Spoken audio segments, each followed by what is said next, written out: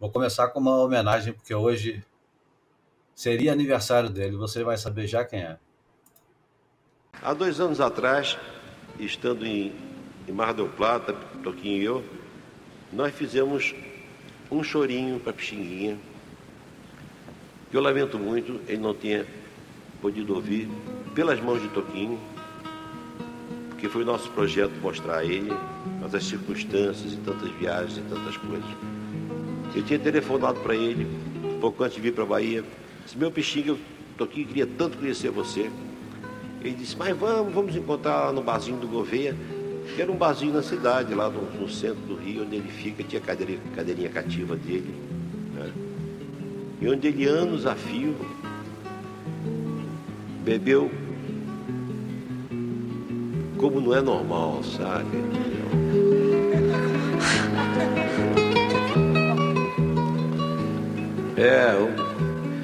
A bebida respeitava a Pixinguinha.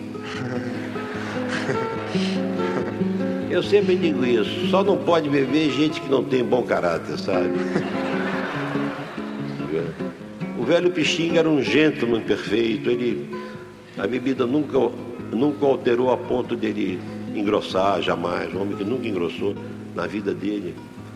Ouviu sempre aquele tremendo cavalheiro, aquele ser de uma gentileza, de uma afetividade tão grande, de um amor enorme por tudo, pela vida, o respeito pelos amigos.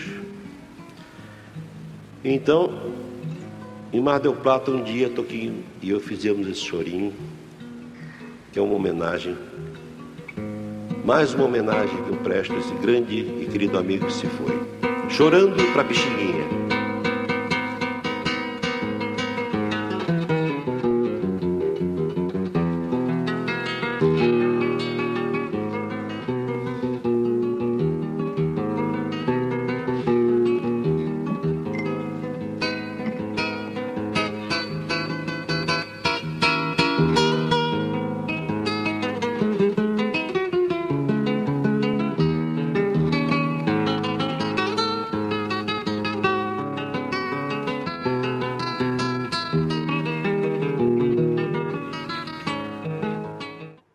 Bom, isso aí é o nosso poetinha, Vinícius de Moraes, num show que ele fez, que o título não podia ser melhor, Shows Inesquecíveis, com a Clara Nunes e com o Toquinho. O nome da música que ele fez com o Toquinho é Chorando para Pixinguinha, e esse violão espetacular é do Toquinho. E hoje, dia 23 de abril de 2019, Pixinguinha faria 122 anos. João. Mestre do século, de 2 séculos já atrás, já tem que contar 2 séculos para trás. Já é coisa do século XIX. Pois é, eu queria começar o boia de hoje com o Pixinguinha, porque o Pixinguinha, ele não tem nada a ver com surf, mas eu já usei o Pixinguinha como analogia para o surf, porque na época dele, ou seja, no início do século XX, existia ainda a chamada Lei da Vadiagem, que previa a condenação de todo aquele que deixava de exercitar profissão, ofício ou qualquer míster que ganha a vida. E foi usada para reprimir manifestações como roda de samba, festa de candomblé, roda de capoeira, todo esse tipo de coisa. E daí surge o estereótipo do malandro, que é ligado à esperteza, mas também é sinônimo de vagabundagem e vadiagem. Isso está escrito no livro do Ney Lopes, do Luiz Antônio Simas.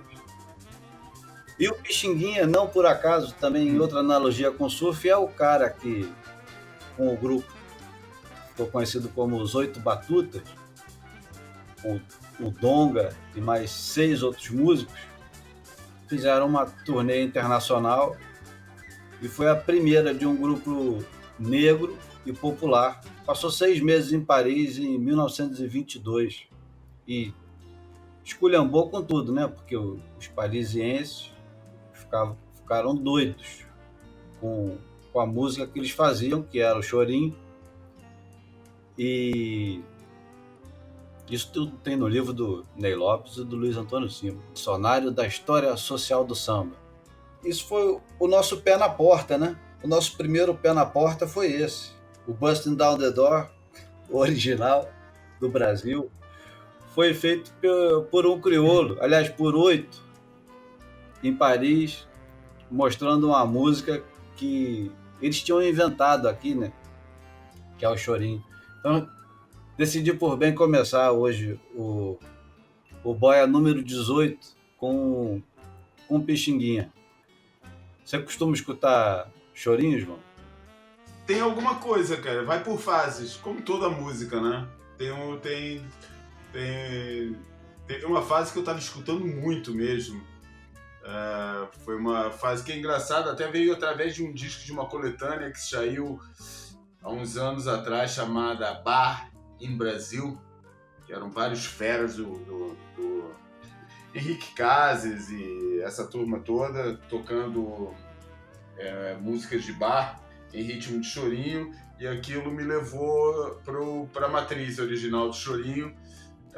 Pouco tempo depois eu até fui no Brasil nessa época e comprei um monte de disco de chorinho, e é uma música que eu gosto muito, porque eu acho que é uma síntese muito bem conseguida da música popular com uma certa matriz erudita, clássica até. É incrível como ela dialoga bem com a música do bar, por exemplo. Vai buscar um pouco de barroco também. E, ao mesmo tempo, eu acho que é o ponto onde a música brasileira e portuguesa se tocam mais profundamente, é no chorinho. Até todo aquele linguajar das cordas que a gente escuta no fado e em determinados tipos de fado, consegue encontrar coisas no chorinho que faz sentido. Eu gosto bastante. Mas já tem tempo que eu não escuto, pra falar a verdade. Talvez depois desse boia vai ser uma boa. É esse tipo de coisa que faz a gente voltar para determinados músicos, ou quando a gente de repente escuta num outro contexto e fala, e aí recorda, daí vai lá naquela estante dos discos onde já não ia um tempo e vai lá pesquisar o que está por lá. Pois é, ontem eu li no Twitter um Twitter do Luiz Antônio Simões, que é um dos autores do livro que eu citei agora, e ele falava disso, que ainda por cima, hoje também faz, deixa eu ver aqui, hoje também... Faz o quê? Hoje é aniversário da Lei da Pureza da Cerveja, promulgada pelo Duque Guilherme IV da Baviera em 1516. E também é dia de São Jorge, Ogum cervejeiro das Umbandas. Então tá tudo ligado, cara. Não é à toa que a gente tá gravando hoje. O nome da Lei da Pureza da Cerveja é Reinheitsgebot. Tem um seguidor nosso, o Léo, que mora na Alemanha, ele deve consertar depois essa pronúncia ridícula que eu acabei de fazer. Mas não deixa de ser uma data importante, né? São Jorge, cerveja e pixinguinha. Hoje é dia de beber, João. Que eu digo os corintianos, que ainda por cima estão felizes com o título. Né? E os flamenguistas.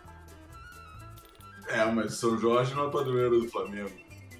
Tá, mas o Flamengo já cansou de matar dragão, tá certo. É padroeiro do Corinthians, né?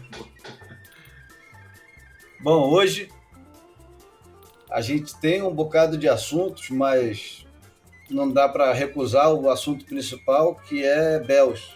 Bells está sendo um campeonato como sempre foi, né? Eu estava revendo o Diário dos Sinos que eu fiz em 2010, quando a Hardcore me mandou para Bells pela primeira vez. Aliás, eu demorei para acreditar que era verdade. Quando eu comecei a trabalhar na Hardcore, o Steven Allen era o editor, e ele um dia mandou uma mensagem assim, bem irônica. Quer ir para Bells? E, porra, sacanagem, né? Nunca tinha ido para Austrália, e, porra, já começar logo com Bells. Eu sempre tive mais vontade de ir a Bells pela tradição do que pro Gold Coast. Nunca fui ao Gold Coast, e nesse ano, quando fui a Bells, é engraçado que a Hardcore mal tinha site. Eu acho que o site era uma coisa mesmo para fazer assinaturas, estava no planejamento deles. E afinal eu fui para lá e acabei produzindo coisa para o meu próprio site, para o Goiabada, o Blogspot que eu tenho. E aí fiz o Diário dos Sinos, fiel, todos os dias, inclusive nos dias que não tinha campeonato. Naquela época tinha um telefone sem vergonha, mas mesmo assim gravei algumas coisas. Teve... O Okilupo estava lá, o Curren estava lá, e não sei se você sabe, mas esse ano vai ter aquela bateria da... Como é que você traduz heritage? Não é herança, né? É um pouco, um pouco por aí. Não é bem herança, mas enfim. Dá para entender o que é. Vai de herança mesmo que tá bom. Eles vão fazer a bateria do Ok contra o Curren. Os dois estão lá, felizes da vida. E pelo que eu li no repórter do Sean Doherty hoje de manhã, os caras estão enlouquecidos, pegando onda pra caramba. Os caras que conhecem a região, né? Ali de Torquay. Aliás, foi engraçado, quando eu cheguei na Austrália, o cara perguntou pra mim, assim, muito desconfiado, pra onde é que você vai? Aí eu falei, Torquay. Aí o cara falou assim, você tá na Austrália, o que você vai fazer na Turquia? Aí eu pensei baixo, mas não respondi a ele. Filho da puta, né? Fica sacaneando a nossa pronúncia, né? Esse merda é incapaz de falar um oi em português, mas fica sacaneando quem não fala direito inglês. Mas tudo bem. Expliquei para ele que ia para Melbourne, ia assistir o campeonato, e ele conhecia. E o Xandor estava dizendo que tá dando onda pra cacete na região toda. Tem altas ondas. Os caras estão pegando altas ondas todos os dias, porque ali naquela região perto de Bells, tem 350 picos para surfar, né? Pro sul, pro norte, acho que só não tem pro leste e oeste, mas para tudo quanto é lado tem altas ondas. Inclusive, Johanna, o pessoal tem ido surfar e dá para ver os videozinhos que eles têm publicado no Instagram e tem dado altas ondas. Só não tem onda mesmo de verdade em Bells, mas pelo que foi publicado ultimamente, tem um swell fantástico vindo para sexta e sábado, que seria quinta e sexta aqui no Brasil e aí em Portugal. Ondas de 6, 8 pés, talvez mais, com terral, pode terminar o campeonato em condições de gala. Pode acontecer, né? Porque até agora ainda nem começou direito, né? Por isso, quem sabe a gente não pega até uma bela fase de campeonato nessas condições. Pode acontecer, né? A gente só está ainda na terceira fase, né? Na verdade, quando começa mesmo o campeonato para valer nesse novo formato, na masculina, por isso vem bem a tempo. Quem sabe a gente ainda não pega o grosso do campeonato todo aí. Opa! Mas aí, isso nos leva a um dos assuntos do Boia de hoje, que não poderia deixar de ser. Eu sei que o Ítalo Ferreira ganhou o campeonato, que os brasileiros estão eufóricos por todo esse momento. Tem uma reportagem no site australiano Swellnet, que o nome é Brasil All Over for Now, dizendo que agora, em abril de 2019, se você vai no calendário da WSL, só tem bandeira brasileira, tem uma única bandeira australiana. Ele compara isso com 1989, quando 79, aliás, 79 ele compara com o domínio absoluto australiano, que também devia ser o mesmo em 89 e que só não era em 99 porque tinha o Careca. Se bem que o Careca estava de férias em 99, não sei se era assim não. E aliás, 99 é o ano que o Ok ganha, né? Enfim, os australianos estão refletindo bastante, né, sobre esse momento deles onde eles deixaram de ser os protagonistas e viraram coadjuvantes dessa nova geração de brasileiros que está dominando completamente e que, de certa forma, vai tirando o interesse deles na WSL, né? Não é à toa que vai cada vez mais aumentando a quantidade de vídeos e de personagens que vivem disso. Mas esse é um assunto que a gente ainda trata um pouquinho mais tarde. A gente ia falar, quer dizer, eu ia introduzir o assunto Kelly Slater. E por que eu vou introduzir introduzir o Kelly é fora, né? Isso fora do contexto fica esquisito. Introduzir o Careca. Porque eu acho que é óbvio, né, cara? Tá todo mundo de olho depois daquele ano, depois de um ano inteiro de caô, de lesão, que nego nunca entendeu que história de... Nunca ficou bem explicada essa história, né? Que o cara tava lesionado, aí aparecia competindo na piscina, depois estava lesionado, aparecia competindo ali e aqui. Quer dizer, história meio estranha e tava todo mundo de olho, né, filho? É um nome, quer dizer, não dá pra negar, né, cara? Qualquer coisa, imagina se o Schumacher resolvesse sair do coma dele e aparecesse para disputar a Fórmula 1. Ia ser um assunto mesmo que ele tivesse perdendo na classificatória para os grandes prêmios. Por isso não dá para fugir do tema. E eu acho que está jogando até contra ele essa expectativa, não que ele não espere, não até que ele não goste, né? Acho que ele hoje em dia já ficou bem claro que como ele se incomoda com o esquecimento, ou em algum momento ele não seja assim o assunto, uma coisa que a gente não via nele durante anos, isso não era tão evidente como é agora, essa necessidade da atenção e de ser o centro do assunto que ele tem. Por isso ele até deve gostar dessa expectativa, não deve estar gostando dos resultados que ele está conseguindo, embora, na minha opinião, seja um pouco injusta a análise objetiva do surf que ele está apresentando, que acho que não é nem um pouco tão ruim quanto estão querendo pintar, ou tão obsoleto assim. A única coisa que é obsoleta é a expectativa que ainda se cria dele poder disputar qualquer coisa mais interessante do que sei lá, eu acho que top 16, né, para usar uma velha fórmula de separar os surfistas, né, eu acho que se conseguir chegar no final do ano, se não resolver, né, pendurar a cordinha antes, se conseguir chegar no final do ano, se ele chegar no top 16, vai estar muito bom já.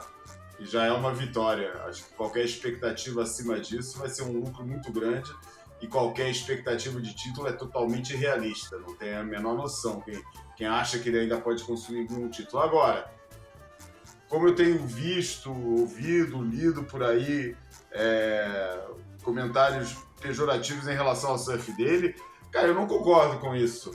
Eu acho que ele realmente tem sido há vários anos já vítima de escolha de equipamento. Acho que ele não escolhe as pranchas que poderiam favorecer mais uma aproximação ao critério de julgamento, aquilo que está mais na moda. Mas, é umas pranchas que deve botar um desafio para ele em primeiro lugar, que deve ser uma coisa que para ele deve ser importante, para ele se manter interessado na coisa, por um lado. E por outro lado, nem acho que o surf dele esteja ruim, cara. Acho que tá rápido, acho que tá expressivo, acho que tem o mesmo tipo de atrativos que sempre teve. Um pouco mais lento, talvez. Um pouco menos de ângulo nas principais manobras. Mas, cara, acho que ainda é melhor do que 50% do que a gente vê no World Tour. Ainda continua sendo um dos melhores surfistas ali, pelo menos está na metade superior do surfista do World Tour. E eu acho que ele está sofrendo muito com a expectativa que ele próprio também alimenta um pouco, que é como é que o Kelly vai surfar, como é que ele vai se dar, como é que é a comparação dele com a vanguarda do surf representada pelos Ítalos, pelo Felipe, pelo Gabriel, onde ele está claramente abaixo, está totalmente no outro patamar, mas está ele e está todo mundo, né, cara? Porque, na verdade, você pensa nesse trio, Felipe Toledo, Gabriel Medina e Ítalo Ferreira, quem é que não está muito abaixo deles nesse momento? Pô, o John é o único que eu consigo imaginar, e um Júlio muito inspirado, fazendo tudo certinho.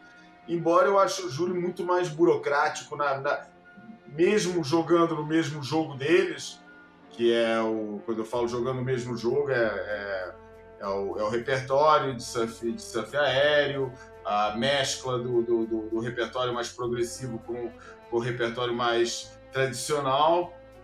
Ele joga realmente com isso tudo, mas eu acho que é de uma forma muito mais burocrática, mecanizada e menos explosiva, espontânea, surpreendente do que esses três. Por isso, até não estar no mesmo barco, eu acho que não está ele e não está praticamente ninguém nesse circuito mundial. Isso eu concordo também.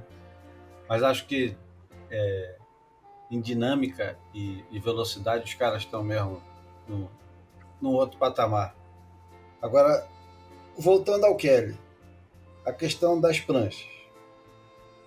O negócio é que hoje isso não é apenas uma questão de orgulho pessoal, como já foi antes, ou uma questão de imposição das vontades, né, ou dos desejos que ele tem de impor o desempenho dele e impor também, né, novo tipo de equipamento, como ele fez a vida inteira, né? Desde o primeiro momento que ele apareceu com o que ficou conhecido como batata frita, potato chips, mas não a batata frita que a gente conhece aqui no Brasil ou aí em Portugal, que é aquela batatinha palito, ou mesmo a portuguesa que é mais grossinha, mas a batata frita que eles se referem é tipo a Pringles, né? Que é aquele negócio fino, cheio de curva.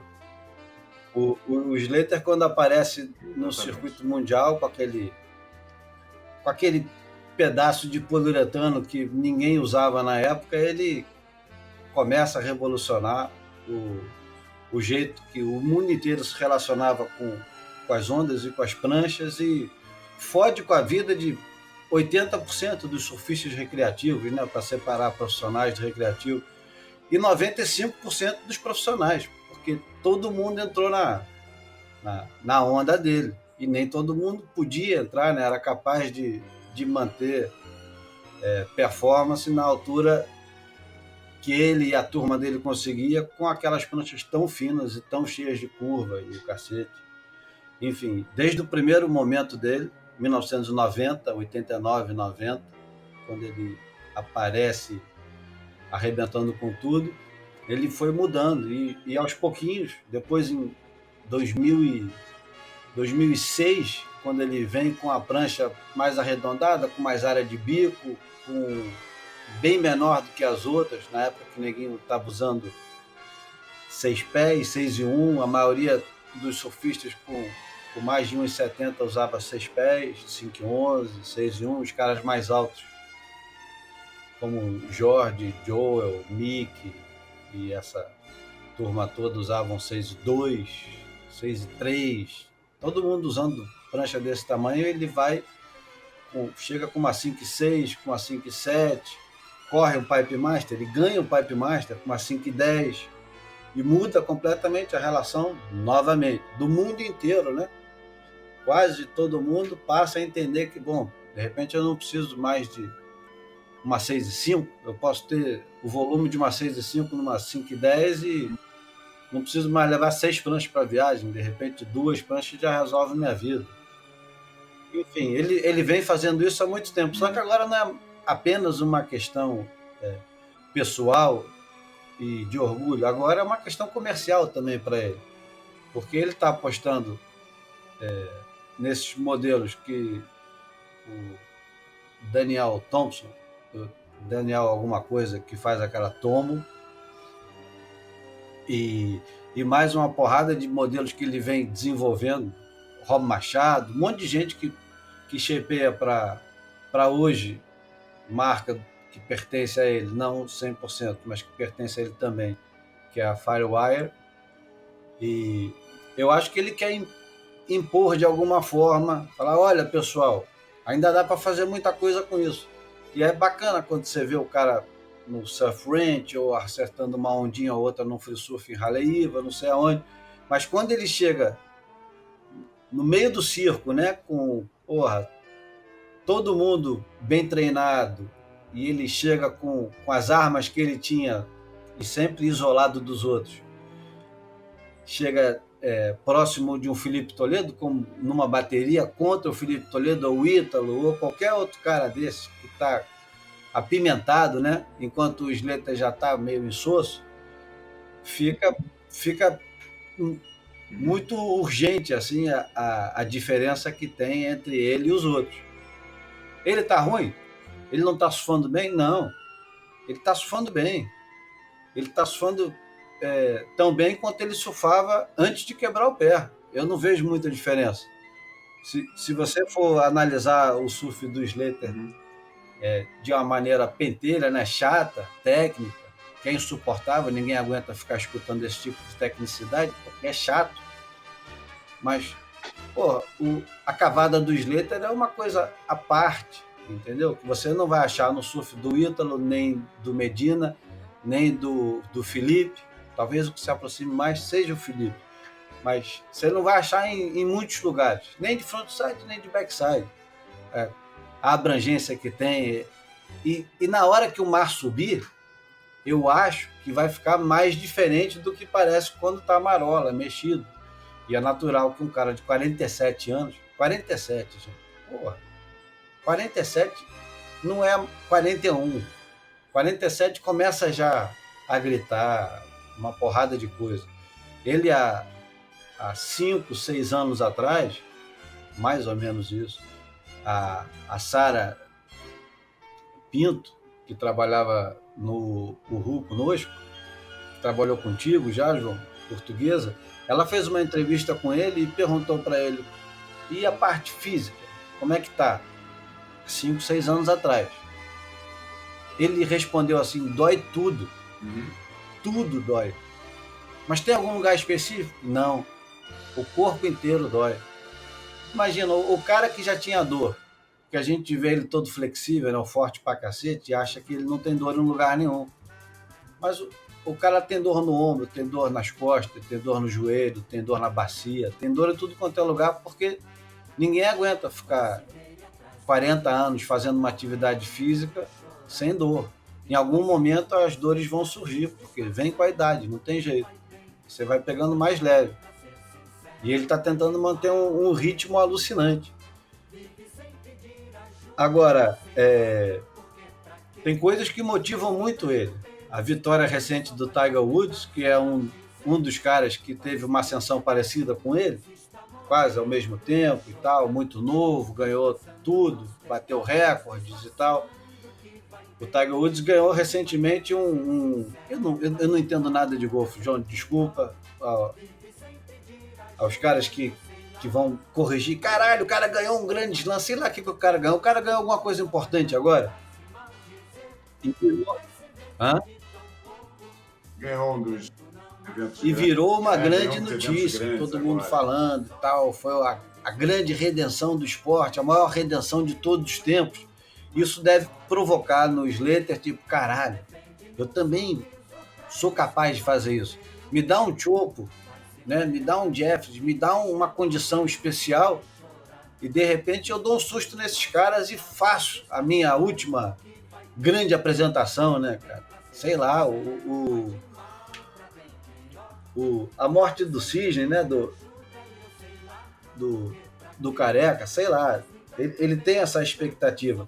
Mas, ao mesmo tempo, eu acho, e também é baseado nas coisas que eu leio, que eu ouço, eu acho que ele está nesse ano com uma expectativa baixa, ou pelo menos fingindo de morto para comer o cu do coveiro. Ele está com aquela expectativa, não quero nada além de continuar aqui, mas tem determinados sinais. Eu não sei se você já ouviu falar, mas tem um podcast na Austrália, feito pelo Vaughan Blake não é o Ronnie Blake, é o Vaughan Blake. e o Jed Smith, que chama Ain't That Swell. Uhum. E eles fizeram, aliás, é uma onda nova, João, a gente tem que pensar nisso, temos que tentar fazer na época que os dois estiveram no mesmo lugar ao mesmo tempo. Mas tem o podcast está bombando tanto que ninguém agora está fazendo podcast ao vivo e vende entrada para você participar como plateia. E o Ain't That Swell aproveitou o campeonato de Bells, foi na associação lá de boliche e fez um grande evento cobrando entrada, e um dos convidados era o Kelly Slater. E o Kelly Slater ficou 4 horas no evento.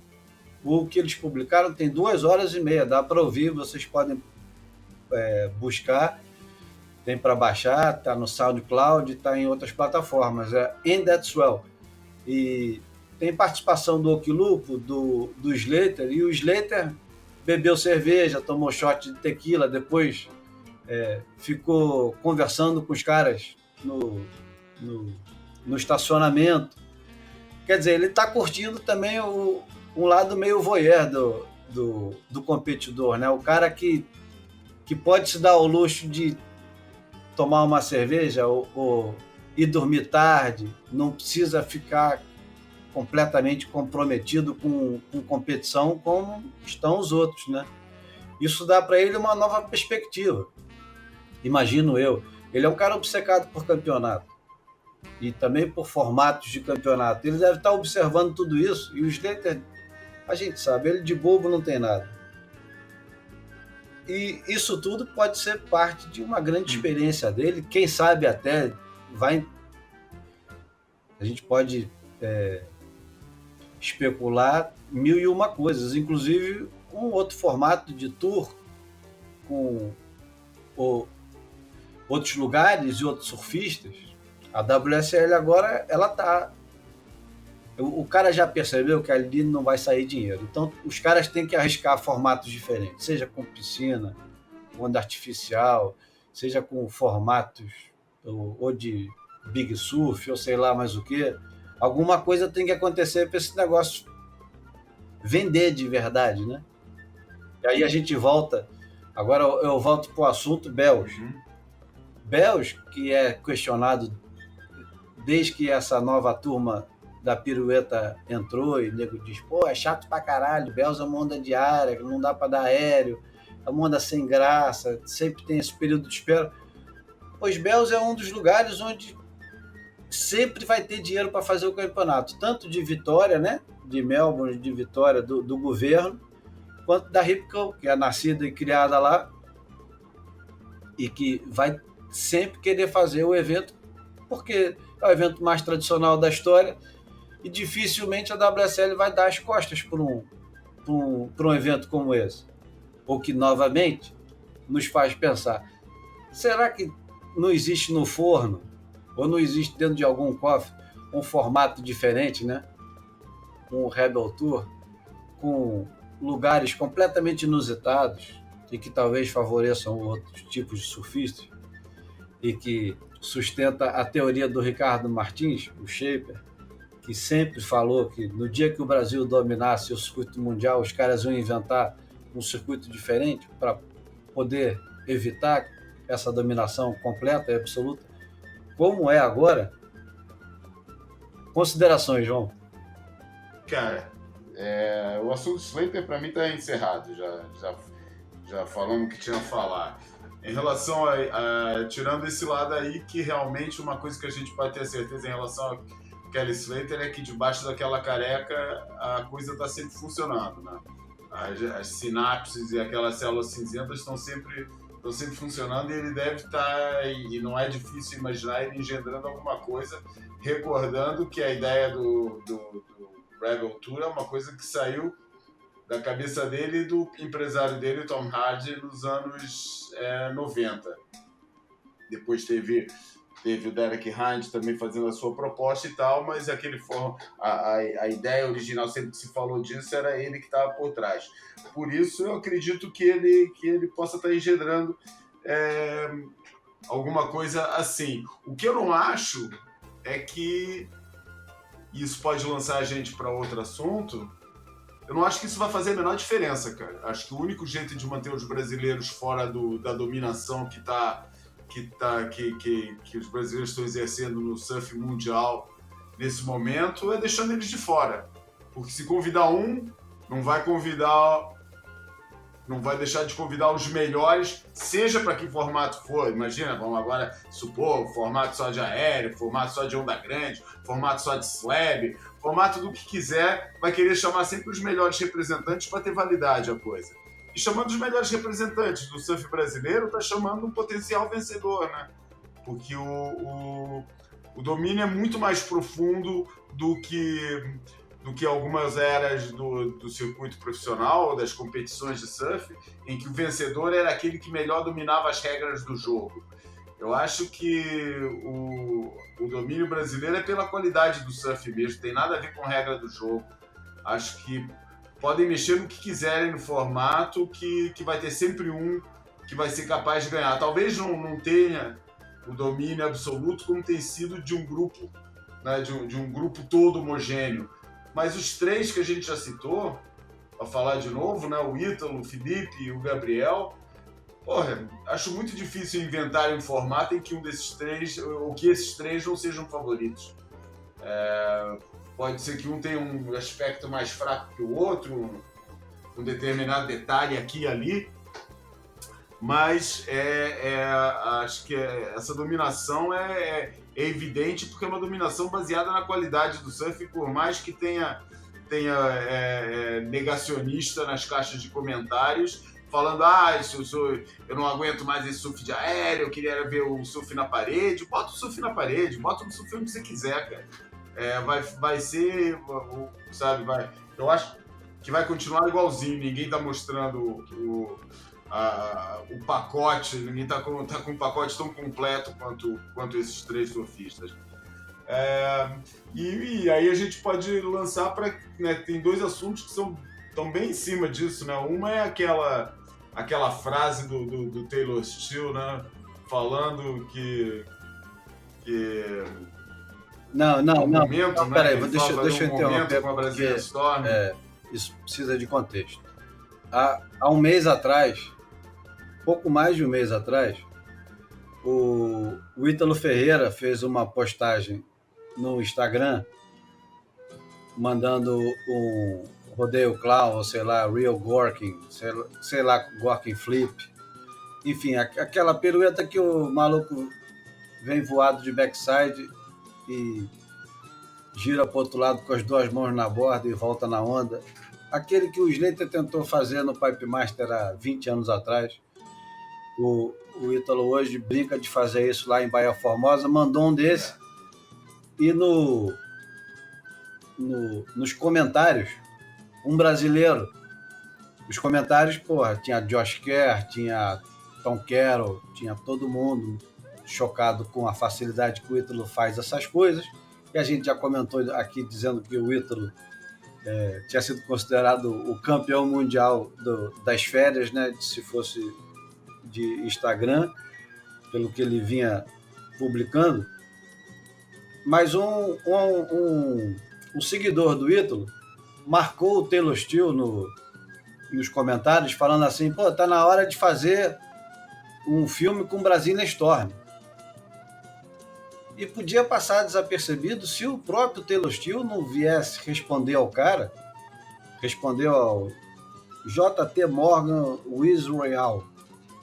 Ele manda assim, Brasília Storm reminds me of a new version of Momentum Generation. Ou seja, o Taylor Steele, respondendo ao cara, diz que o Brasília Storm lembra uma versão nova da geração Momento, que é atualmente a geração mais festejada, né? Por causa dos anos 90 e tal. E isso abre um assunto novo. Primeiro, o assunto mais interessante seria perguntar ao Taylor Steele. Taylor Steele, rola de fazer um filme com os brasileiros? Porque mesmo que o Rafael Melim, que é o principal, um dos principais videomakers do Brasil, videomakers ou diretores de filme ou diretor de televisão, sei lá, mesmo que um brasileiro faça isso, não teria o mesmo impacto, né? Porque para ter o impacto devastador de fato, tem que vir do Carneville, tem que vir do Taylor Steele, porque aí a indústria internacional abraça de maneira carinhosa, né? Se vier do Rafael Melim, ou do Loic, ou do Pablo Aguiar, do Bruno Zanini, se vier dessa galera, vai chegar e os caras vão falar, puxa, legal, que bom que vocês fizeram, mas não é a mesma coisa de um cara de fora vir aqui e fazer, né? Então, eu achei interessante o Taylor Steele assumir isso, porque tá aí uma coisa que ele fez a vida inteira, foi ignorar solenemente os brasileiros, exceto pelo Corrupt do Sifu na abertura de um dos filmes que eu não lembro do nome agora, mas ele sempre ignorou solenemente os brasileiros, desde Tec e Fabinho, e Neco, e Binho Nunes, e todo mundo que poderia estar ali junto das gerações que ele foi registrando. E agora ele vem no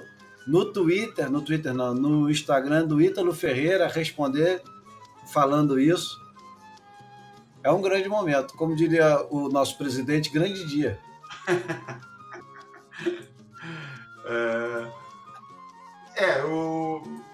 Eu entendo.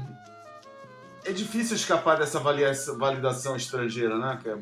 Às vezes parece um pouco provinciano, mas eu acho que realmente faz uma diferença, né? É engraçado porque a gente não espera que a gente já valida automaticamente as coisas que vêm dos Estados Unidos, da Austrália, já existe uma validação automática para isso. Mas parece que no caso do Brasil, os próprios brasileiros fazerem a celebração do momento, fica uma coisa localizada, muito, muito localizada. Eu me pergunto se será a forma de fazer, será a forma de comunicar, ou se será a natureza do próprio produto. Explico melhor. Será que se um brasileiro, um desses que você citou, um desses videomakers brasileiros que você citou, será que se ele resolvesse botar, não, esse filme que eu estou fazendo é um filme que eu vou fazer pensando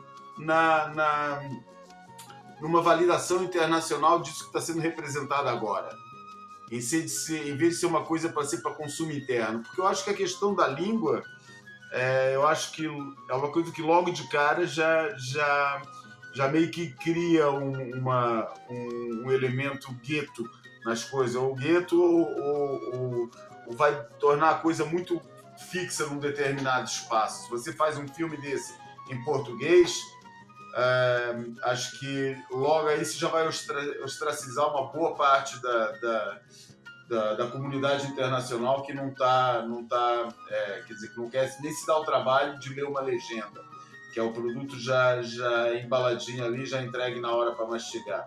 Se esse filme fosse feito em inglês, quem sabe, talvez a coisa já tivesse um alcance diferente.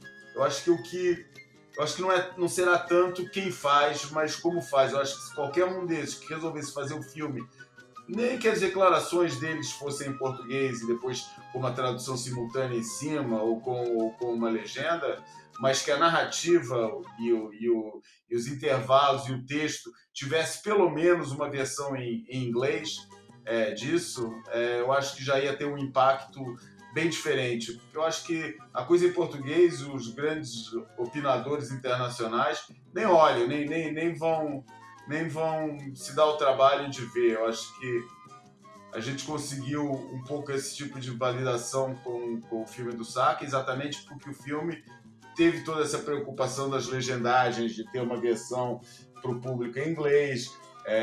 A coisa já foi feita assim, e apesar de, ao nível do público, ter sido um filme muito pouco visto e de não ter conseguido capitalizar o máximo que poderia em termos de visibilidade, festival e distribuição, acho que a gente tem aquela vantagem de ter mandado para você, nesse caso, né, que se deu ao trabalho de enviar o filme para algumas pessoas importantes. Você viu que as pessoas não só viram, mas como viram com atenção, com muita atenção, e que souberam todo o elogio que foi feito para o filme era um elogio com embasamento, com uma justificação, e a crítica também, as críticas que foram feitas por caras, a gente não está falando de quaisquer um, né? A gente está falando de Nick Carroll, a gente está falando de Matt Walsh, está falando de alguns dos maiores, os caras mais respeitados nesse meio, e que olharam para o filme com uma atenção muito grande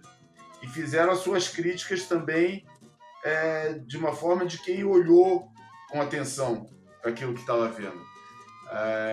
Eu acho que não é absolutamente necessário que venha essa validação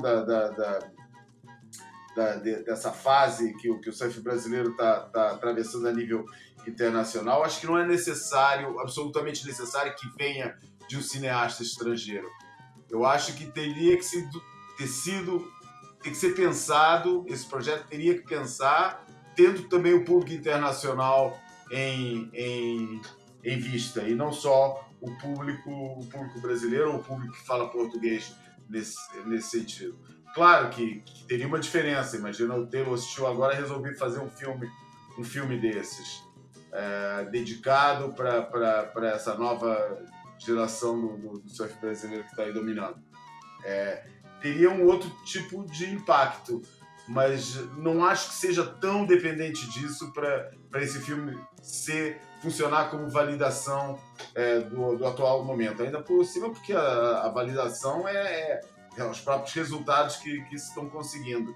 Mas eu acho que um filme desse teria que ir mais longe, teria que ir para lá do World Tour para fazer justiça, porque o domínio é em todas as áreas do surf de performance, seja onda grande, seja onda pequena. O único que nesse momento ficou um pouco para trás, surpreendentemente para mim até hoje, é o surf feminino, que eu nunca entendi por que teve tanta dificuldade de se impor, né? Eu falo isso pelo que eu conheço das meninas brasileiras, no sentido aventureiro, no sentido aquele lado mais moleca que as meninas também tinham, e eu acredito que ainda tenham.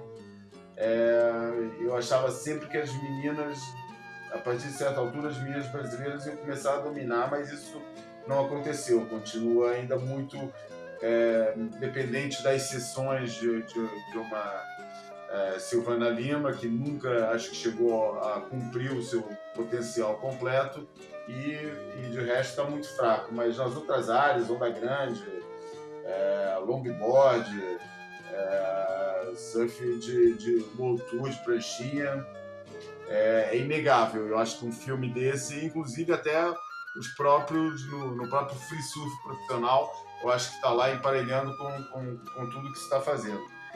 Não sei, acho que é mais por aí, é mais o projeto ser criado com essa finalidade, e eu acho que poderá ter um impacto tão grande quanto se fosse qualquer um desses figurões, desses nomes celebrados dos filmes de surf a fazer. Bom, e no assunto ainda vídeos, já que a gente entrou nesse assunto de vídeo, tem 2 vídeos que eu recomendo vivamente que assistam. Um deles, aliás, tem alguns vídeos, nos últimos dias tem sido publicado bastante vídeo,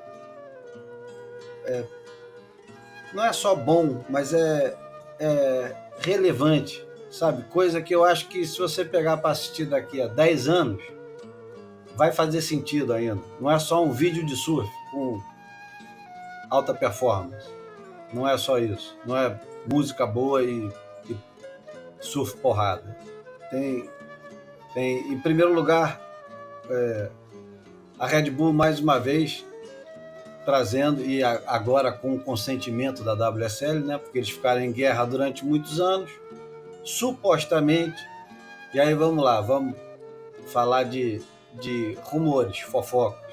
supostamente, logo quando a WSL surge, a Red Bull estava muito interessada no formato que a WSL estava trazendo. Isso é sempre supostamente, eu não tenho como confirmar, ninguém vai dizer assim, foi isso mesmo, Júlio. Eu posso afirmar, mas não, mas eu ouvi de pessoas diferentes, em lugares muito diferentes, em países diferentes, em momentos diferentes, me contar a história parecida. Mas aparentemente a WSL tinha um grande namoro com a Red Bull no início, e supostamente o Paul Speaker, que já saiu fora, né, pisou na bola ao querer leiloar. Eu não vou entrar em detalhes, que, enfim, seria leviano da minha parte entrar em detalhes, mas a história é mais ou menos essa. A Red Bull queria entrar na brincadeira. O Paul Speaker foi dar uma de malandro, de difícil, e a Red Bull acabou não entrando. Se você puxar pela memória, a Red Bull estava aos pouquinhos entrando no circuito mundial, fazendo, para começar, fazendo um conteúdo fantástico, porque a qualidade da produção de conteúdo da casa Red Bull, né, de conteúdo, eles têm uma divisão exclusiva para isso e nunca economizou dinheiro para fazer coisas de boa qualidade. Eles estavam produzindo vídeos paralelos ao que estava acontecendo no circuito mundial, muito em torno dos surfistas que eram patrocinados, Jorge, Mick Fanning, Adriano, e eles fizeram possivelmente a maior e melhor transmissão que já houve antes da entrada da WSL no negócio, que foi aquela de feed, nos dias gigantescos, que trouxeram todos os artefatos e confete e serpentina que eles tinham para colocar, e a Red Bull estava já com aliança, estava prometida, né? Já estava noiva, e não aconteceu o casamento. E não só não aconteceu o casamento, como aparentemente houve houve um grande rompimento entre WSL e Red Bull. E agora, finalmente, 7 anos depois, a Red Bull está voltando devagarzinho. E tudo isso para dizer que eles lançaram, além de ter lançado ano passado inteiro a série No Contest, que vai documentando o campeonato quando ele não acontece, nos dias que ele não acontece, e tudo em torno do campeonato, e é do cacete, todos eles valem muito a pena assistir. E agora, essa semana passada, para ser mais preciso, eles lançaram novamente o 21 Days, 21 dias, com o Color e o Jadson. O 21 dias já teve com outros surfistas e parou de ser produzido, e eles voltaram a produzir. E é muito bom, João. É muito bom.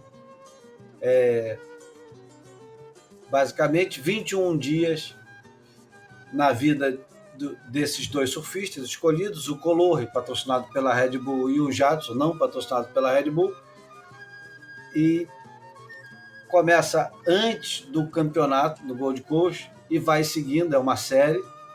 Então, uma semana antes do Gold Coast, vai documentando a vida dos caras, e com entrevistas muito bem conduzidas e com momentos de intimidade dos dois. Tem o Color respondendo à pergunta, mas como você se enxerga? E ele fala, eu continuo me enxergando como um rato de praia inseguro que tinha 10 anos. E é legal você ver esse cara que acabou de tirar segundo no campeonato e que tem sonhado com títulos a vida inteira e que, tá no circuito mundial ao mesmo tempo que o Felipe, que o Gabriel e que o Ítalo, e que não ganha nada, não ganhou uma etapa. e que tem todas as expectativas do mundo e continua sendo um dos surfistas mais bem pagos do planeta. Então, é bom você saber o que tem por trás desse cara, o que ele pensa, se ele tem os pés no chão ou se ele não tem os pés no chão. E a mesma coisa acontece com o Jadson. Eles pegaram muito bem o Jadson, porque o Jadson está tendo o melhor início de ano de sempre. Nunca um surfista teve um início, estou falando início de ano de WQS, porque a gente já viu Martin Potter em 89 ganhando tudo no início do ano, Tom Curren em 90 repetindo, ganhando tudo, a gente já viu o Andy Irons, o Slater, a gente já viu muitas vezes isso acontecer no circuito principal. Mas no WQS, assim, o cara vir comendo pelas beiradas e já se classificar e fazer 3 finais seguidas e desde o início do ano fazer o que o Jadson está fazendo esse ano e fez esse ano, criou de fato uma expectativa gigantesca do que ele ia fazer, o que ele seria capaz de fazer no circuito principal. E o 21 Days segue isso, os dois, o Color e o Jadson, o contraste é muito grande entre a realidade do Jadson e a realidade do Color. E eu acho que para quem gosta de surf profissional ou para quem gosta de histórias interessantes, esportivas, é fundamental assistir o programa, o vídeo que está no YouTube, está sei lá mais aonde, nas plataformas da Red Bull, e tem imagens fantásticas. Por exemplo, tem a final do campeonato do Quick Pro, tem o Griffin Colapinto e os americanos indo para a beira d'água, pegar o Color, botar nos ombros, porque a final já estava praticamente encerrada e era a primeira vitória do Color. Tem isso documentado e é do cacete, cara. Assim como tem também documentado o Color falando. Eu sei que parece que eu só falo do Color, mas é que o Jadson a gente conhece muito bem. O Color a gente não conhece muito bem. Então deve ser surpreendente para o australiano, para o americano, ver a realidade do Jadson. A gente já conhece a realidade do Jadson, mas é legal ver o Color engolindo seco, sabe? Quase em lágrimas, falando sobre a possível primeira vitória dele. Depois de assistir ele, tem uma imagem que muita sensibilidade do cara que gravou aquele momento, que filmou aquele momento. Tem o Color e o Ítalo, antes de ser chamados para ir para o pódio. Enfim, esse 21 Days é muito do cacete.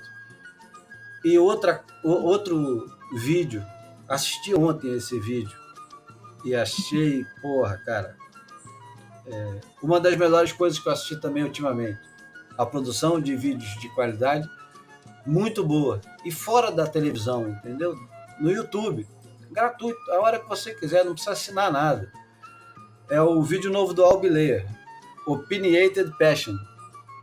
É muito do cacete. E o cara, ele é muito corajoso, não só na hora que ele bota para baixo em jaws na remada e bota para dentro, mas ele é corajoso do jeito de lidar com as redes sociais. O vídeo é do caralho, João. Tem que assistir, é obrigatório. Ele colocou editores de site, de revista para falar sobre ele. Tem ele falando as coisas que ele gosta de falar. Ele tinha uma conta no Instagram que ele assinava John Slater, e ele sempre foi um sacana, cara. E ele nunca teve papas na língua. Ele é o cara que, quando o Billy Kemper ganhou esse ano, esse último campeonato de Jaws, ele falou, porra, como é que o cara ganha sem sair de uma onda, de um tubo? Porra, o Kai Lennon ganhou, claro que ganhou. Ele é amigo do Billy Kemper, é amigo do Kai Lennon, e ele tá cagando se o Kai Lennon ou o Billy Kemper vai ficar puto ou não com ele. Do mesmo jeito que quando o Medina foi roubado, ele defendeu o Medina. Enfim, ele não é um cara que escolhe lado, entendeu? Ele fica assistindo as coisas e quando dá vontade de falar, ele fala. E esse vídeo dele, tá no YouTube já, é do caralho. E porra, Começa com uma cena fortíssima, que é ele num slab qualquer, que não faço a menor ideia de onde é, deve ser lá em Maui, e ele botando para dentro de uma bomba de uns 10, 12 pés, toda troncha, toda carcomida, uma onda horrível, que ninguém em sã consciência tem vontade de surfar. E ele bota para baixo da onda, se fode na onda, vai para cima das pedras e não é brincadeira a situação que o cara passa. Não é brincadeira. Tem que É ver. inacreditável. Esse foi o único pedaço do vídeo que eu vi que tá viralizando essa É história. incrível, né? E depois não cheguei a assistir. Não sei, escutar o Matt Baiolos ali falando daquele jeito me lembra sempre uma legenda que o Sargent botou uma vez quando teve aquela cena, que aliás foi uma coisa que eu também li hoje, um assunto que eu também li hoje, que na entrevista do Matt Hoy, que o Matt Hoy deu pro site da Surfer. Daí ele cita aquela famosa bateria dele em Rossegov, que o Guren entrou com uma ficha 5.5 ou 5.6, ou lá o que era, para disputar, e acabou com ele na bateria, né?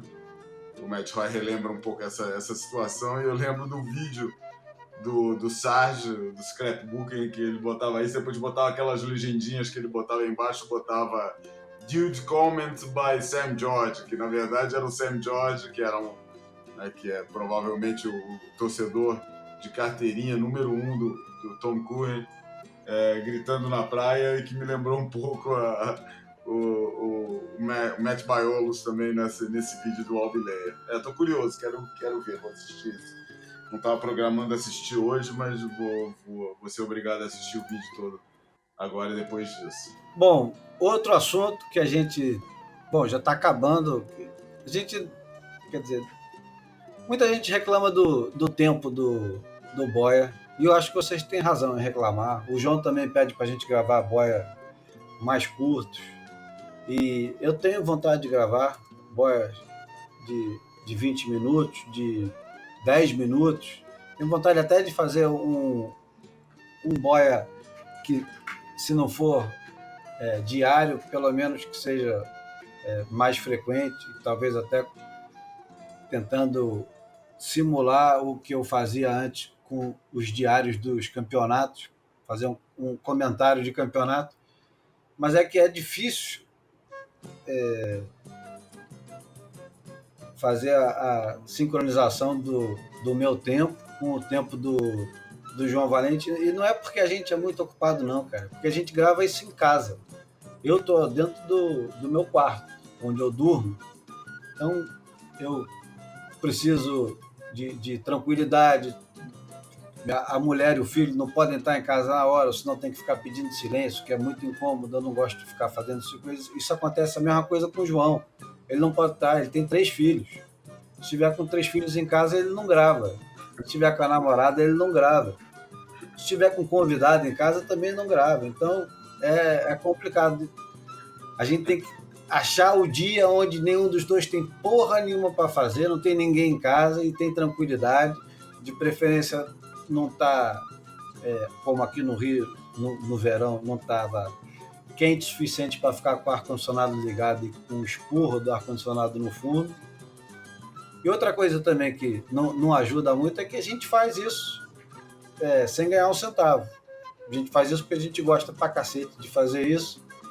E não seria nada mal que a Corona oferecesse o boia semanal, que nós faríamos com grande euforia e alegria, ou que a Mitsubishi, ou sei lá mais quem, viesse oferecer de patrocinar e ajudar a incentivar, né, João? Ia ser mais fácil. Mas isso tudo para dizer que a gente já tem 1h e pouco, já temos o quê? Vamos ver. 1h e 5 minutos e não falamos de todos os assuntos. Um dos assuntos que eu gostaria de, pelo menos, mencionar, não precisa extinguir o assunto, mas um assunto que é muito legal e que o Stuart Nettle recuperou no Swellnet, mais uma vez, é um site que eu adoro, escrito pelo Jake Dean, que possivelmente deve ser bodyboard. Ele publicou uma matéria que chama a rivalidade original entre Brasil e Avaí, e que trata da rivalidade, nada mais, nada menos, uma das maiores rivalidades da história do nosso esporte dentro d'água, que por acaso não é o surf em pé, mas é o bodyboard, que é a rivalidade entre o Guilherme Tâmega e o Mike Stewart. E ele recupera essa história, fala com os dois novamente, faz um paralelo com o Gabriel Medina e com o John Florence, que não chega nem próximo, e acho que nunca vai chegar próximo do que aconteceu com esses dois caras, com o Tâmega e com o Mike Stewart, mesmo porque nem o John nem o Gabriel estavam estabelecidos quando o outro chegou, e isso faz uma diferença enorme, porque quando chega alguém que é o desafiante, como foi o Muhammad Ali, por exemplo, quando foi lutar contra e agora deu branco. Joe Louis era o Frazier. Também não era o Frazier. É a primeira grande luta do Muhammad Ali, que eu não lembro agora, que ele disse que ia jantar o cara, ia acabar com a luta em pouco tempo, e o cara não levou fé. Não foi nem o Frazier, nem o Joe Louis. O Joe Louis é muito mais antigo e o Frazier era da mesma idade dele. Era outro, que era o campeão da época. Se você quiser procurar aí no Google, pode procurar e me corrige. Mas o Mike Stewart era o Undisputed Champion, né? Ele tinha ganho tudo. Acho que ele já tinha 5 ou 7 campeonatos mundiais, e o campeonato era o único campeonato, né, em Pipeline, onde ele era o rei. E o Guilherme Tâmega, com 17 anos, chega botando banca e aos pouquinhos vai chegando e finalmente destrona o Mike Stewart. E, enfim, a história é fascinante, vale a leitura. Tem no Swellnet. Eu vou colocar... É outra coisa que eu vou começar a fazer agora, eu vou colocar a lista de links dos assuntos no post agora, no Goiabada, na Mostra, se eles quiserem. Eu vou colocar mais referências para quem acompanha o Boia poder acompanhar também todos os assuntos que são aqui tratados. Sony, isso aí. Sony, não falei Sony, esse mesmo, que era o campeão mundial. Sony Lee. Que era também imbatível, que ninguém achava que o moleque que ia lutar ia ganhar, e o Muhammad Ali acaba com ele. E acaba com ele, acho que em 2 ou 3 rounds. Não acaba no primeiro round, nem me lembro. Mas nem o Sonny Liston acreditava que aquilo ia acontecer. Temos mais assuntos, João, para tratar? Encerramos por aqui. Como é que é? Cara, assunto tem muito. Eu gostaria de ter falado um pouco da experiência que foi. Eu fui recentemente para os Açores, num projeto que é tocado aqui pelo João Macedo, surfista de Onda Grande, competidor do Big Wave World Tour, antigo local lá de Mavericks. Enfim, o João tem um currículo grande, foi um dos criadores do conceito, um dos primeiros criadores, e que desenvolveu grande parte do conceito que depois foi criar as reservas mundiais de surf no seio daquela associação ambiental, a Save the Waves, autor de livros, etc. Enfim, o João tem um projeto de exploração de novas ondas grandes nos Açores, chamado Mar Sem Fim. E ele me convidou para estar presente um dos últimos eventos relacionados com esse projeto, que já vai no 5º ano, 5 anos que eles já estão fazendo isso. Ele levou a equipa do BRAG. BRAG é a sigla para Big Wave Risk Assessment Group, que é uma coisa que foi iniciada pelo Danilo Couto lá no Hawaii, com o Cole Christensen e o Brian Keaulana. E é o grupo que hoje em dia é considerado o topo da escala do resgate em situações de onda grande. E eles têm toda uma metodologia de treinamento bem interessante, bem avançada, em que eles observam, vão nas ondas e tiram o diagnóstico para todas as situações possíveis que possam acontecer, desde a perda do jet ski na hora do resgate, ou quando está rebocando para uma onda, até falha no motor, ou situação em que o surfista esteja que se tenha machucado muito e que não consiga ter a mínima autonomia. Eles fazem um diagnóstico de cada onda para saber quais são e escrevem o que pode ser chamado de um livro de estratégia para aquela onda específica. Tipo, se acontecer isso aqui, as saídas mais óbvias são essas, e é tudo calculado ao segundo. Eles têm aquilo tudo calculado ao segundo, conforme o período do swell que está, conforme a capacidade de respiração humana em situação de alto estresse. E eu, tive esse privilégio de acompanhar ali o Brian Keaulana, talvez a última família próxima de uma ideia de realeza que tem no surf havaiano será a família Keaulana, né? Ele é o filho do Buffalo Keaulana, que é uma família histórica de Macarra.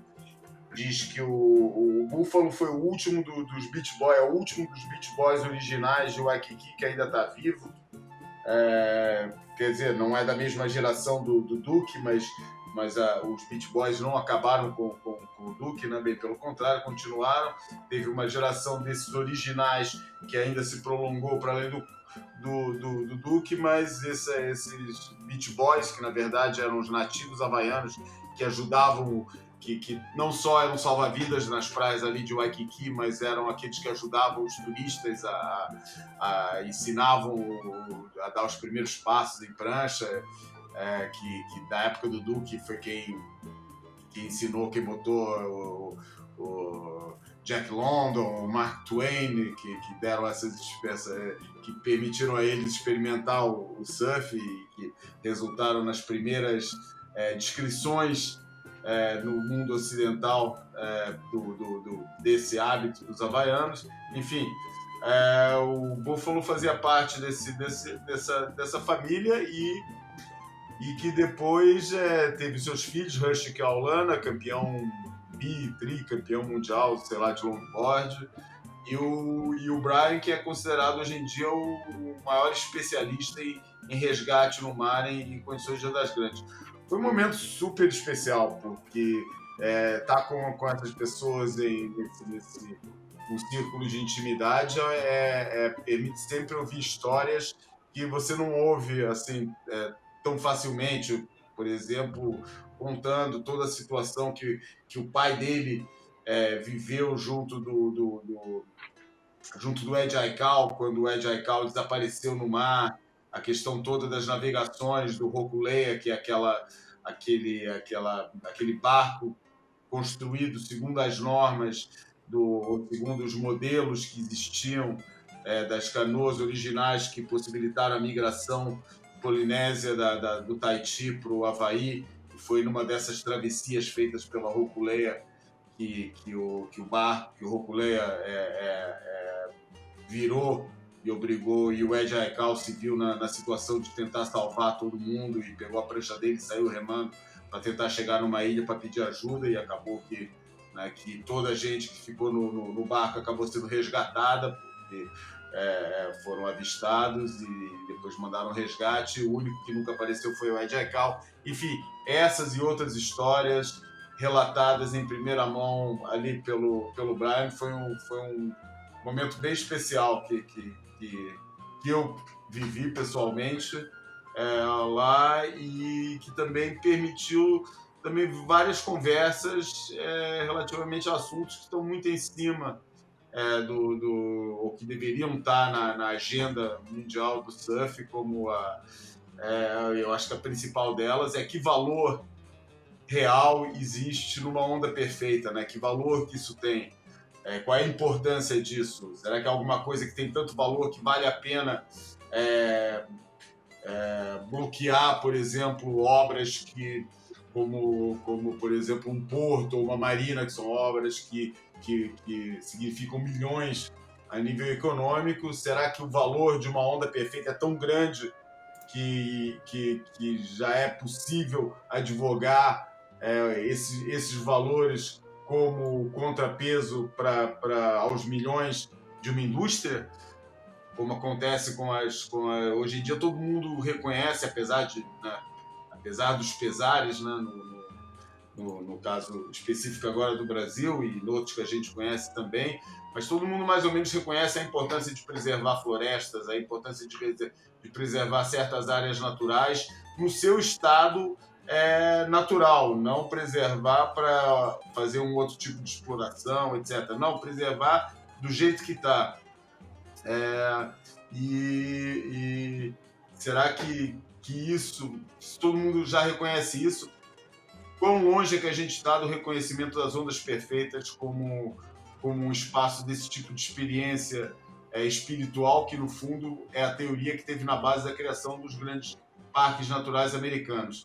E, enfim, foram várias conversas que a gente teve ali nos 4, 5 dias que passamos juntos lá nos Açores, e foi um momento que eu gostaria não queria deixar passar esse boia sem referir, porque foi um momento bastante especial mesmo. Muito bom.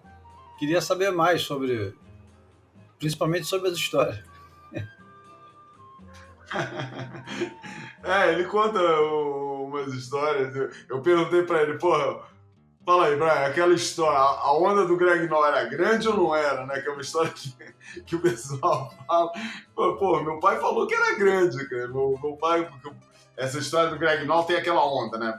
Durante anos e anos, a onda que Greg Noll surfou no mítico inverno de 1969, em Macarra, um dia que já se falou muito, que já fizeram grandes matérias, e era talvez o dia, acho que era o dia mais mítico da história do surf. Acho que é um pouco, sabe, que é seguro falar que era o dia mais mítico, né? Principalmente porque não tinha imagem dessa onda. As únicas imagens que apareceram durante vários anos foi os rolos perdidos que o Greg Noll fotografou no North Shore, antes de eles verem, né, chegarem à conclusão que não dava para pegar onda no North Shore, e resolveram ir para Macarra e acharam lá aquelas ondas gigantescas. Acho que falava em 30 pés, que era a onda essa onda do Greg Noll, que nunca ninguém viu, né? Que depois apareceu uma no filme teve a reconstituição disso no filme do Stacey Peralta, no Riding Giants. Tem uma foto que aparece numa revista que fizeram para acompanhar o filme Lithimus, do Andrew Kidman, aqui há uns anos, mostrando uma onda que não tinha mais que 10 pés. Tem gente falando que é mentira do Greg Noll, tem gente não falando. E eu perguntei pro Brian o que o pai dele falava. O pai dele falou que a onda, que o mar estava gigante, que a onda era gigantesca. E tem até aquela cena meio caricata, né? Quando o Greg Noll finalmente conseguiu chegar. Quando o Greg Noll finalmente conseguiu chegar na praia, né? Depois caiu, né? Caiu totalmente esgotado na areia, que a primeira coisa que ele viu quando abriu o olho era a cara do Buffalo Keaulana olhando pra ele e falando: pô, ainda bem que você saiu de lá sozinho, que não tinha gente que eu não ia te ir lá buscar de jeito nenhum. Enfim, e foi essas e mais outras pequenas histórias que a gente foram trocadas ali, né, durante o dia e durante os jantares que a gente tinha todos os dias, que tornou essa experiência assim um momento especial. Essa história há pouco tempo voltou à tona, João, e foi quase esmiuçada novamente A gente pode trazer isso outro dia, porque na época do Riding Giants, o Peralta convenceu o Charl Thompson de ceder imagens que... Aí tem outra lenda dentro da lenda. Charl Thompson, com 13 anos de idade, estava com os pais dele no Havaí. O pai do Charl Thompson também pegava onda, apesar de ter perdido um braço, né? Pegava onda e era presidente da Associação ou Federação Sul-Africana de Surf, e foram passar as férias em 1969 e o Charl Thompson tinha um Super 8. Ele jura ter um Super 8 da tal onda, e que o Greg Noll pediu a ele que nunca mostrasse para ninguém. Olha que coisa mais absurda. Assim. Primeiro que o Charl Thompson, com 13 anos, tivesse acesso ao Greg Noll. É muito curioso, né? Quanto tempo depois que o Greg Noll pediu para o Charl Thompson, e quanto tempo depois que o Charl Thompson revelou ao Greg Noll que acho que já não frequentava mais o meio do surf, porque depois dessa onda ele se recusa a surfar de novo e vai para um momento de reclusão. Então o Charl Thompson vai ascendendo, né, nesse meio onde o outro estava saindo. Em que momento que ele se encontra, que o Greg Noll pede para não mostrar nunca onde, e que supostamente o Riding Giants revela. Enfim, tem mais uma porrada de coisas que os caras resolveram comparar os fatos que aconteceram entre aqueles 2, 3 dias de 1969, quando teve o ápice do swell, e quem é que estava de fato dentro d'água, quem não estava dentro d'água, que horas que foi a onda do Greg Noll, quem é que estava na praia e quem viu, enfim. É fascinante o assunto, né? Porque isso é a nossa mitologia, né?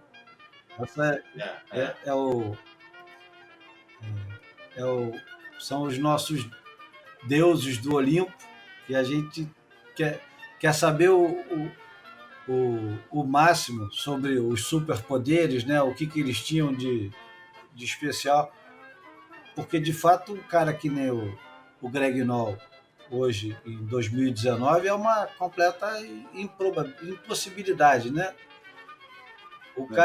Um cara que fazia as próprias pranchas, tudo bem, naquela época não tinha outro jeito, mas ele fazia as próprias pranchas, ele tinha uma marca dele, ele fazia os próprios filmes, ele fazia a prancha, ele filmava os outros, ou contratava os outros para filmá-lo e para filmar os outros, e todos os grandes câmeras da época trabalharam para ele, porque ele foi um dos fundadores da indústria do surf, ele foi um dos caras que falou, porra, de repente, se eu fizer a prancha suficiente a ponto de fazer lucro, eu posso ganhar dinheiro de verdade, me sustentar e viver só disso. E ele faz um dos modelos mais caros da história do surf, que é o modelo da Cat, que é inspirado, não. É o modelo criado pelo Mickey Dora, que também, segundo o próprio Greg Noll, nunca se envolveu a ponto de criar porra nenhuma, ele simplesmente queria o dinheiro, né? Queria o royalty. Ele ofereceu, vendia a prancha por $125, que na época devia ser uma fortuna, e dava 25 ou 15 dólares por prancha pro Mickey Dora, e o Mickey Dora ficava feliz da vida de receber aquela merreca sem ter que fazer porra nenhuma, né? E os anúncios eram famosíssimos, né? Tem um anúncio que, olha aí, estamos na Páscoa, tem um anúncio que é o Greg Noll crucificado com 2 modelos da prancha deles, né? Em cruz. E o Greg Noll pegava as bombas, né? Era bombeiro, pegava as maiores ondas que quebravam na época, fazia a prancha, ganhava dinheiro, explorava os amigos surfistas, mas também dava dinheiro para eles, fazia os filmes e ainda tinha poderes sobrenaturais de entrar sem cordinha no mar monstruoso, só com a força dos braços, sem jet ski, sem colete, sem porra nenhuma, entrava em Macarra com 30 pés, fechando tudo, e sobrevivia, né? E só isso já é uma coisa completamente absurda hoje em dia, né? Para não perder o hábito, né? Coisa de velho, a gente não pode deixar de, apesar de ser a data do Pixinguinha, o David Buddy Treloar faleceu no início de abril. A maioria das pessoas nunca ouviu falar desse cara, mas esse cara, ele possivelmente na época do surf moderno, ele é o cara responsável pelas imagens mais simbólicas de uma geração, que é a geração do início dos anos 70, e do filme também que foi mais simbólico na época, que é o Morning of the Earth. Tiveram muitas homenagens ao Bad. Ele era local de Anguri. Já surfou em Anguri? Não. Também não. Mas uma das ondas também mais representativas de toda a história do surf australiano, o lugar onde o Nat Young resolveu envelhecer, porque é uma das melhores ondas de lá. É um lugar também que tem um localismo muito sério, e esse cara, o David Treloar, era o principal local, era o cara que botou ordem no pico. E as imagens que nós falamos aqui são as imagens do Morning of the Earth, onde o cara faz uma prancha ao ar livre, shapeia a prancha dentro da sala de shape, depois vai ao ar livre e vai lixar a prancha, tudo com aquela música que depois ficou marcada por ele, que todo mundo achava que o Simple Band era o David Treloar, né? E o Simple Band era uma música que falava muito sobre aquela geração que passou pela Guerra do Vietnã e sonhava com amor livre. E o Simple Band era um cara que valorizava as coisas simples da vida.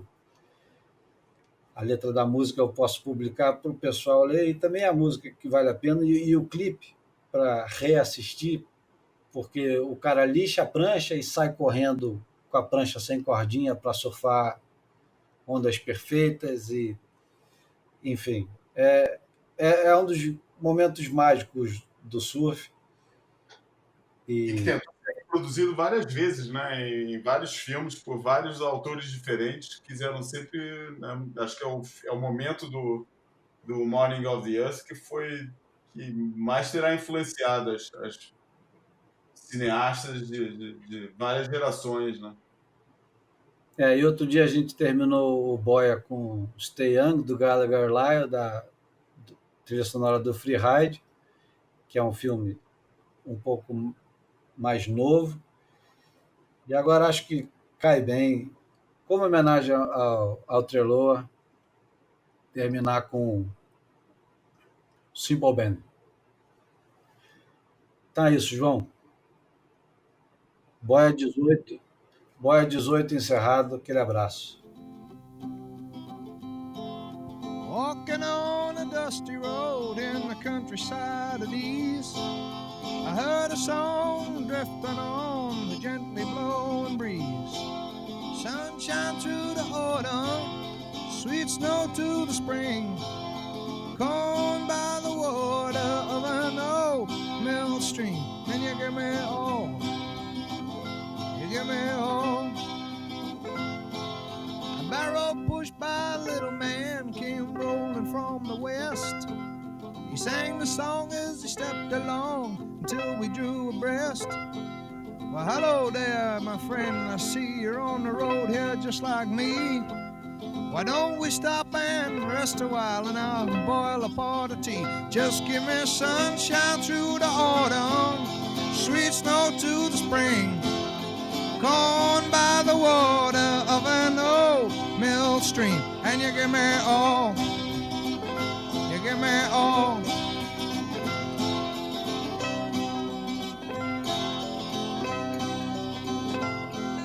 He said his name was Simple Ben, but not what I'd believe. Christened by the way he thought and not the way he lived. I've seen the best and worst that we have here on our earth. I finally decided on the things that I give worth. Just give me sunshine through the autumn, sweet snow to the spring,